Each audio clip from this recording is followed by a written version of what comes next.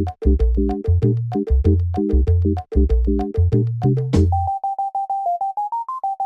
guys, I finished Persona 3 Reload a few weeks back and I wanted to make a quick video talking about it. Mostly to reassure y'all that I'm not dead, unlike a certain someone. He's fucking dead. No, real shit though, this game is great. And I'm not exaggerating when I say it absolutely broke me multiple times. October 4th, Chidori's big moment, the entire month of January, non-stop, just This is one of the only games I've ever walked away from feeling like I need to seriously reevaluate my life choices and improve my shit-ass self. I am so glad I was finally able to fully enjoy this one.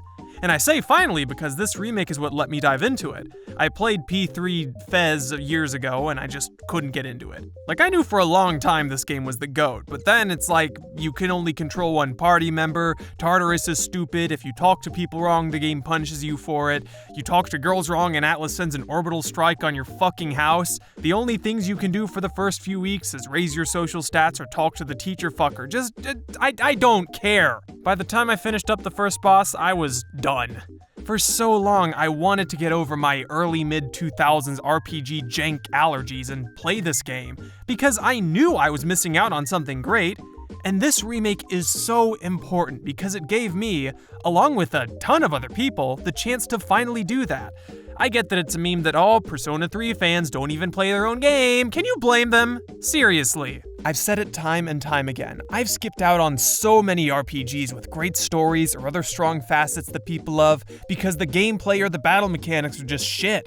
And just making a few modernizing changes in Reload absolutely skyrocketed the enjoyment I got out of this game. The thing is that there isn't even anything that's revolutionary. Yeah, theurgies are fun, stuff like Monad doors and adding major arcana cards to shuffle time makes grinding Tartarus a lot more enjoyable, and letting you actually control party members is an obvious yet godlike improvement. But it's still just Persona. There's no spectacular bells and whistles, it's a fairly simple system that's been remixed over and over for years now. The thing is, it didn't even need to be spectacular. It didn't need to be super intuitive or 5-dimensional or introduce a ton of new stuff. All it had to do was not be shit, and it's not. The improved battle mechanics and general quality of life upgrades aren't the star of the show here, but they let you experience the real high points. The story, the characters, and the messages without frustration. I'm not going to get too sappy in this video, because I do that every time and I think people are tired of it. Just know that there's a reason that people still talk about this game's overarching messages and ending almost 20 years later. This is that life-changing shit, man. It has been weeks since I've beaten it, and I'm still like, what am I doing with my life? Why am I playing so many shitty games? Finding your place, making the most of the hand you've been given, discovering your life's meaning through connecting with others instead of accomplishing some massive achievement? That shit hurted. That shit hurted. It all hurted. I feel like Persona 4 and 5 just sort of bumble through these themes of society is bad, and it's okay to be into guys, a lot of people are, but this game does an incredible job at just having something that'll resonate with you.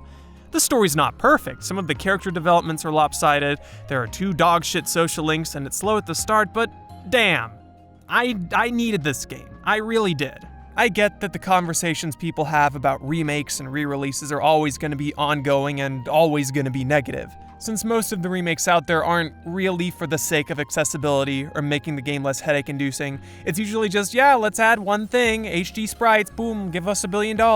You usually don't see such dramatic changes as this, but I'd argue that if there's any game out there that needed a remake involving this much work, it's probably Persona 3. I know I am kind of fanboying, but I get it now, I really do.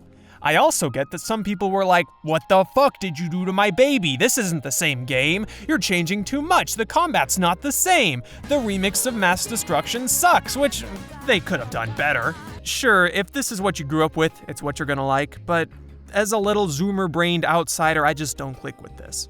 In a perfect world, I feel like this would be the blueprint. I wish there were more ground-up remasters like this that actually take an effort to tone down on all the old jank and modernize things while keeping the parts people love intact instead of just introducing shitty games to a wider audience in the laziest way possible. Like, for most remasters, nothing's really being fixed.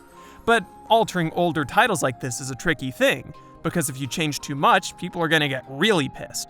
Another game I finished recently was Metroid Prime Remastered. This is like my 5th or 6th playthrough because this is one of my favorite games out there.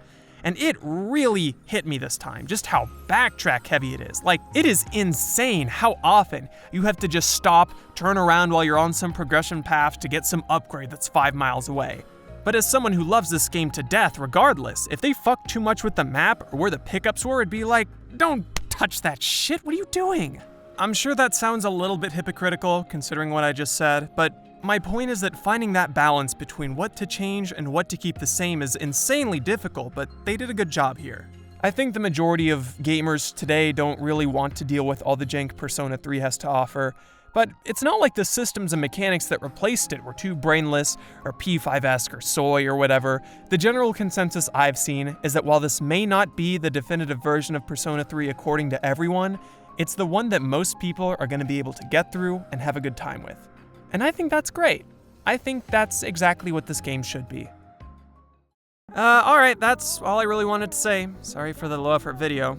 Now I can go back to the Sea of Souls until I can finish this stupid ass Etrian Odyssey script. Bye bye!